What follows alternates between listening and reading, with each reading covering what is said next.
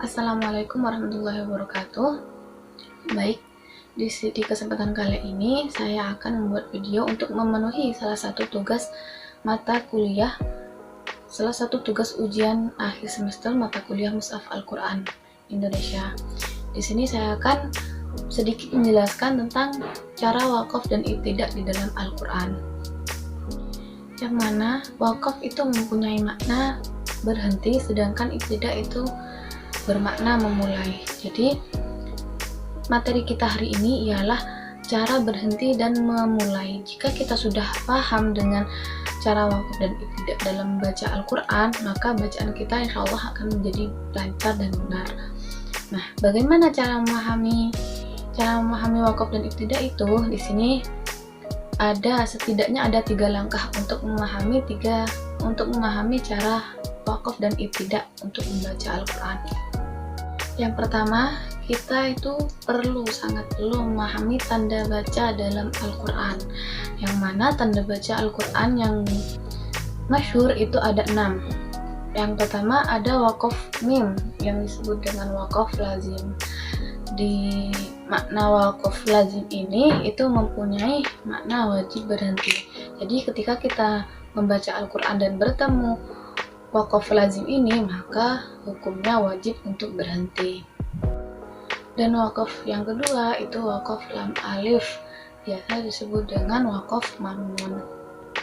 Ini hukumnya kebalikannya dari wakaf lazim tersebut. Nah, jadi tidak boleh berhenti total, hanya boleh berhenti sementara dan diulangi dari kalimat sebelumnya. Dan yang ketiga itu ada wakaf titik 3 yang biasa disebut dengan wakaf mu'anakoh, yaitu ketika kita membaca dan bertemu dengan wakaf mu'anakoh ini, kita harus memilih salah satu saja, memilih berhenti di titik yang pertama atau di titik yang kedua. Dan wakaf yang keempat itu ada wakaf jaiz dengan simbol jim, itu maknanya boleh berhenti dan boleh terus. Boleh saja berhenti ataupun terus ketika membaca ayat Al-Quran. Dan yang kelima itu ada wakaf qolah atau al-waqfu aula, itu yang diutamakan itu berhenti, tapi boleh saja jika diteruskan. Dan yang terakhir ada wakaf sholah atau al-waslu aula, kebalikannya wakaf al-waqfu aula, itu lebih diutamakan untuk diteruskan, tapi boleh-boleh saja jika ingin berhenti membaca. Nah, dan untuk langkah yang kedua itu kita harus mengenali huruf untuk bisa menerapkan wakaf dan ibtidak dalam Al-Quran. Di sini huruf-hurufnya yaitu huruf fa, summah, waw, ilah, hatta.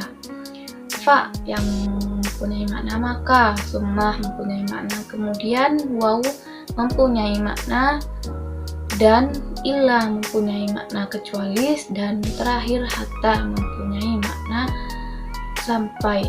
Jadi ketika kita ingin menerapkan wakaf dan ibtidak dalam membaca Al-Quran dan bertemu dengan huruf-huruf ini, maka boleh-boleh saja kita berhenti dan memulai dari huruf-huruf sebelumnya.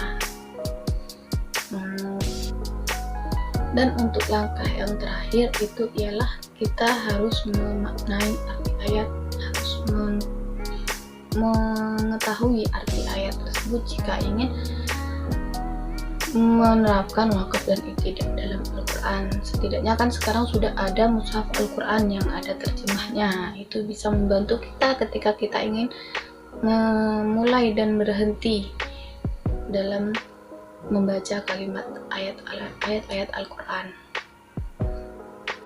Baik, menurut saya cukup sekian penjelasan dari saya. Mohon maaf jika ada salah kata atau kurangnya pemahaman yang saya berikan. Wassalamualaikum warahmatullahi wabarakatuh.